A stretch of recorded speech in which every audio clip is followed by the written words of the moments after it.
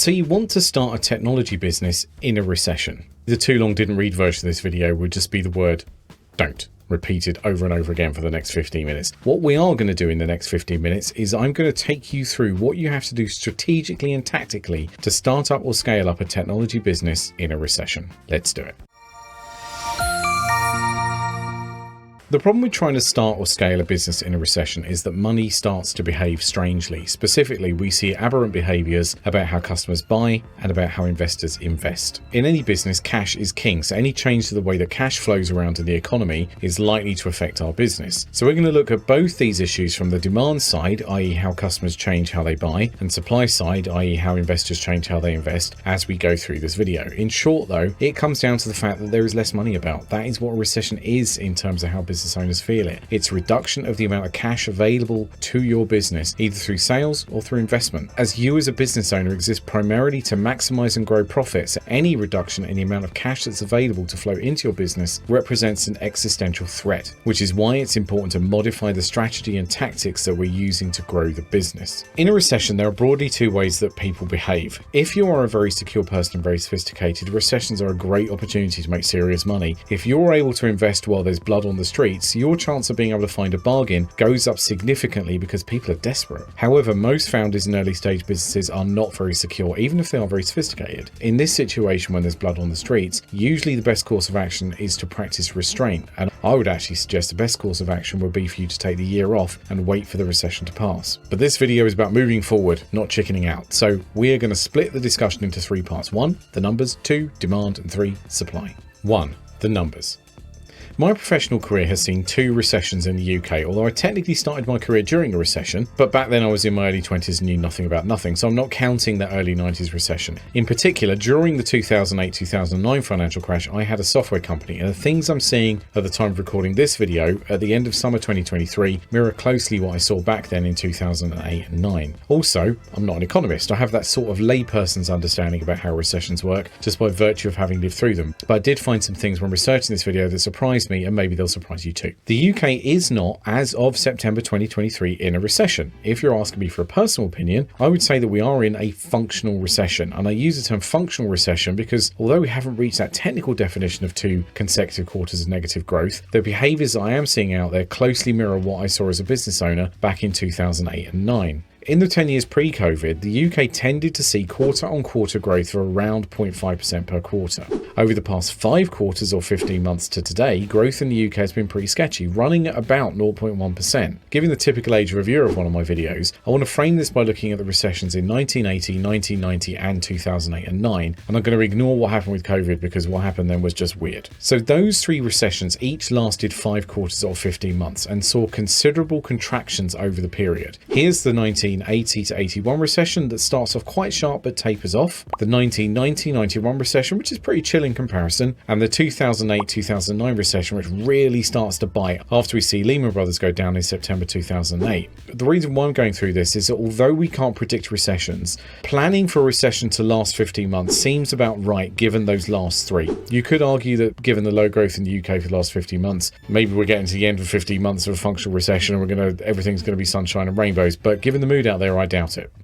2, demand. As mentioned in the introduction, the biggest problem you have as a founder during a recession is that customers change how they buy, or more specifically, customers become allergic to spending money. I'm going to go through 2 examples, very much informed by my experience at scaling up a technology business during the 2008-2009 recession. Let's imagine you have a product, doesn't really matter what it is, but let's say you find a potential customer. They say to you that they spend £10,000 a month operating a certain part of their business, but you have a piece of software that costs £1,000 a month, and when implemented, it reduces that £10,000 per month cost down to £7,000 per month. Rationally, they should take this deal every time. If you look at the hard, in real terms aspects of this, spending £12,000 a year to realise savings of £36,000 a year should be a shoo-in. The business should take this deal once convinced that you're a safe pair of hands and you're not going to set fire to the building. So before I go on, I just want to sidebar that there's this maxim in software development written by the late Fred Brooks in the 1970s that goes, how does a project get to be a year late? And the answer is,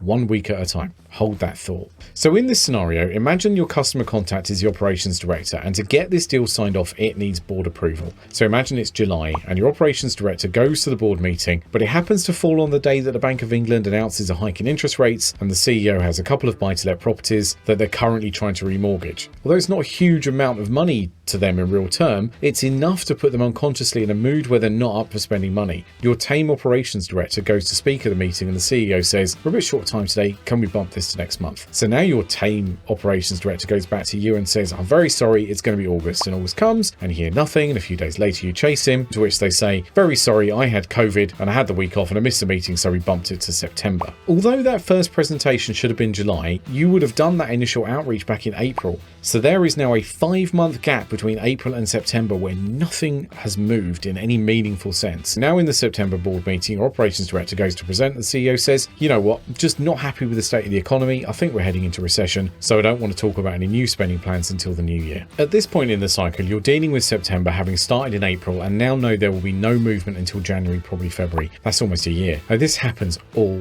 the time. In fairness, it happens even in a booming economy. The pieces that you have on the board will always move more slowly than you want. You feel like you're playing chess on a normal board, but in reality the board is at the bottom of a fish tank and the fish tank is filled with treacle. When the economy is bad, it's like that fish tank is not only filled with treacle, it's also been frozen solid. And there's no way I'm going to find any good B-roll for that, but it'll be interesting to see what I do find. In my experience, the smaller the business is, the less good they are at strategy. And being less good at strategy tends to make the business's decision makers more jumpy and emotional in how they're making the decisions. This can make them hyper conservative when it comes to making financial decisions in recessions. Although it's safer to think about this tomorrow behavior exists in businesses of all sizes, it gets more pronounced in smaller businesses because their looser grip of strategy makes them more prone to be blown off course. Even though your offer is rational and defensive, it requires an adherence to strategy with reduced emotionality. Recessions make business owners twitchy because the supply of money is constrained. This keys into the standard human behavior that losses loom larger than gains, i.e. people will work harder to avoid a loss than to achieve a gain, even if it's not rational to do so. Another sales psychology thing that comes into play here is that when faced with heightened emotions, people will tend to do nothing rather than do something. For a CEO that's not necessarily that interested in what you're trying to sell, it's no skin off their nose to bump any decision to the following month. This is one of the most significant challenges in selling B2B in any case, but in a recession the problem is even worse, especially because one option is for the business to simply bring the hammer down and put a moratorium on spending for a season, e.g. let's pick this up in the spring. In this particular situation, there is a chance that the operations director can go and have a quiet word with the CEO and sketch out the rationality of the spend, and perhaps you can eke in an implementation whilst all the other projects in the business have been suspended. To do this, you require a relationship with a customer contact that's so close they're effectively your employee, and you can only do that if your project is small in real terms, unlike what happened to me in the 2008-2009 financial crisis. Back in 2008-2009, when I was running my bespoke software company, our average order value at the time was about £60,000 to £70,000.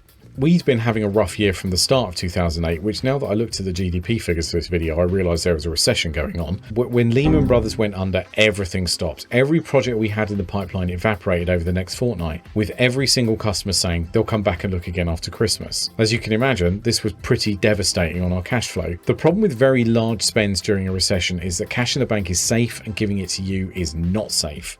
In a recessionary environment, you will find extremely high resistance to spends on big ticket projects. You can sell big ticket projects, but the value has to be ultra compelling. You will not sell nice to have big ticket projects in a recessionary environment. You can only sell things that are or very close to existential problems for the client. So how do we tie all this together? Firstly, in terms of who you're selling to, you need to prefer businesses that are better at strategy. You can offset this let's just do this tomorrow problem if you have a board that's able to set aside emotionality and be less blown around by economic headwinds and retain focus on their strategy. One way to do this is to prefer to sell to larger businesses, as they tend to more strictly adhere to strategy and are less swayed by the moods of the CEO and other decision makers. I would avoid trying to sell into very small businesses during recessions because they can get very twitchy about spending money. If you're asking me specifics, I would not try and sell into a business that had less than 50 staff during a recession. Secondly, the offer is key. Your offer needs to be uncontroversial, which means that A, the value has to be really clear and quantifiable, and B, the price of that offer has to not set anyone's teeth on edge. A £50,000 upfront spend is felt differently to £2,000 a month for 2 years. People will buy no-brainer offers even if the economy is tight. Thirdly, as a side note, be really careful with cash flow. Businesses, your customers, always have the option of reducing cash outflows by just not paying suppliers. Keeping an eye on your debtors is good hygiene anyway, but be cautious of getting overexposed to customers who owe you money in a recession. Fourthly, if you have the option, avoid industries that struggle more in recessions. If you have an offer that can be sold equally well into healthcare and construction, you might want to prefer to sell into healthcare because healthcare tends to do better in recessions than construction does. Public sector customers also tend to be quite resistant to recessionary economics. Finally, get very, very good at sales and marketing. As demand constricts, there will be a period where supply has not yet constricted and there will be an oversupply of people trying to sell into a smaller number of customers, which from your perspective will appear as there being more competition. The winner in those situations are the people who can sell better. If you're asking me as a friend who wanted to start up or scale up a business in a recession, I would actually say to you, don't try to grow the business. Instead, spend that year getting the sales and marketing operation honed and come out stronger when GDP is back in the land of net positive growth.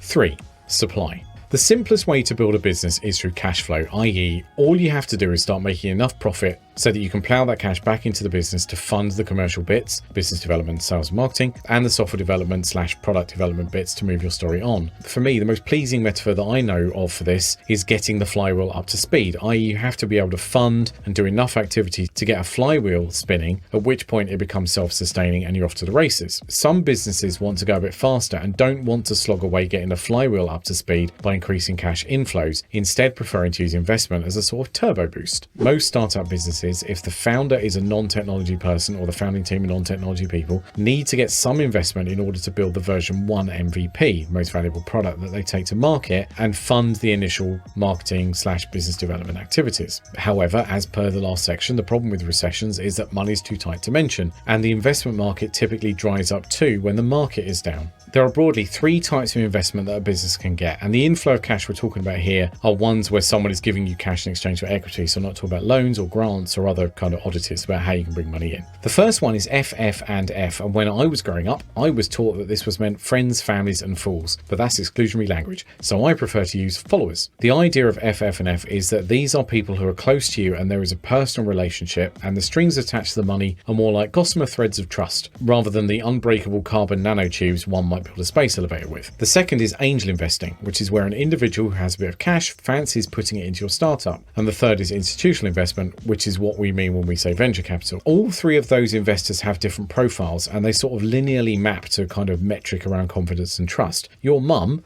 a form of FF, and let me assure you, she's definitely not a fool, is predisposed to trust you, contrary to any evidence. Angel investors are less trusting, but do arrive at the market with a relatively relaxed attitude about whether what you are doing will work. Part of that is because in the UK we have a very liberal small business investment scheme called SEIS that significantly cushions angel investors from losing money when they invest in businesses like yours. We're going to dig more into angel investors in this section. Institutional investors would sell their granny if there was a dime in it and will not trust you at all. In terms of recessionary activity, FF and F are going to be less reactive because the reason why they're giving you the money is because of the personal relationship first and the economic environment is of secondary importance. Institutional investors definitely do react to the economic conditions and not in a good way. Remember how I said that very resourced, very sophisticated investors like recessions because you get a decent bargain when there's blood on the streets? Any VC in a recession will assume you're desperate. And to be honest, I struggle to find any PG-13 analogies to use in this video, but you can expect to get heavily squeezed on price. Angel investors are more interesting to viewers of my videos, and in the UK as of the time recording, the issue with angel investment is that higher interest rates take angel investors out of the market. Generally speaking, if you have some money and invest it in the US stock market, particularly in the S&P 500 stocks, you will make 8%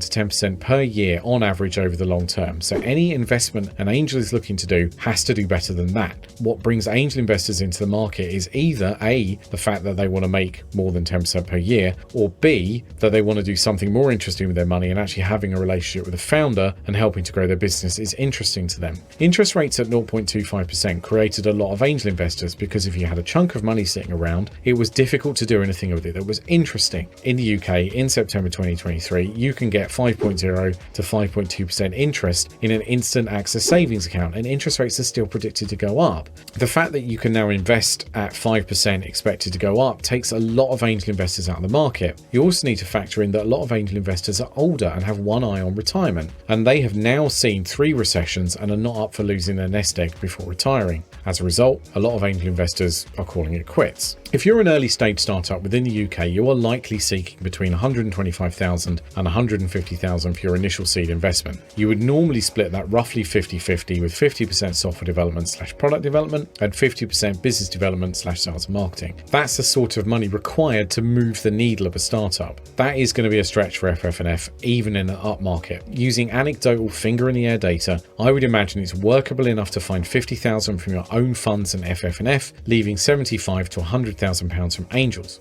It would from there be unusual to get one angel to throw in at very early stage businesses, so you would need 2 to 3 angels. In a down market, you will have to pay your angel more because it's a buyer's market. Practically, this means fixing a lower valuation, and proportionately they would get more equity for their money. You may also find that whereas you only needed 2 angels because both would put in 50,000, you may now need 3 angels who are both willing to put in 33,000 each in order to spread their risk.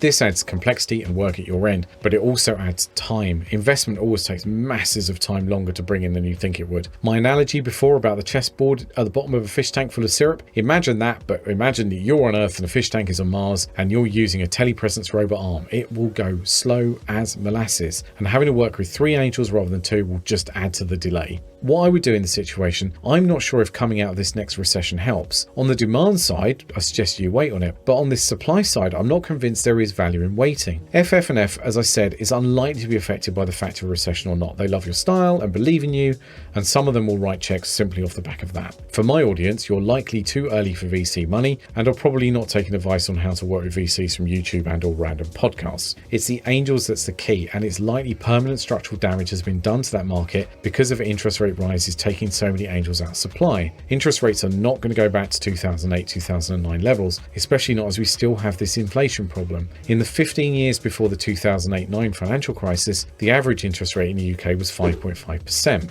Over the long term as well, angels have to come from somewhere, and that means that Gen X and millennials have to have enough money to become angels, and we know that there are structural, generational problems with wealth creation within those generations. Unlike the demand side of the problem, where waiting for a recession to resolve likely sees a restoration of demand, coming out of recession likely does not see a change to the quantity or behavior of angel investments. COVID-19 put me off the phrase the new normal. I suspect what we have now in terms of the size and behavior of that universe of angel investors won't change significantly, recession or not. Balancing those two factors together, I suspect my advice is going to be slow down expectations of demand and focus on building up skills around market access, i.e. get better at marketing, get better at selling, and on the supply side, deal with a larger number of slower moving angels in what for them is a buyer's market. Get those investors lined up, get some money in, and then when you start to see demand come back after the recession is done, you'll be in a stronger position. Some YouTubers have sponsors, but I sponsor my own videos, so here's a message from me, my own sponsor. If you're a non-technology founder starting a technology business, I have a self-paced course on my website that takes you from the idea you have to getting a fully operational and profitable technology business startup. I'll show you in the course how to get your MVP built, how to find product market fit, how to get traction, and get from traction to either building your pitch deck and financials to get seed investment, or turning that traction into cash flow you need to get your startup to scale up. If you'd like to learn more, there's a link in the description, or just head to fractionalmatt.com/course. Thanks for listening, and I'll see you next time.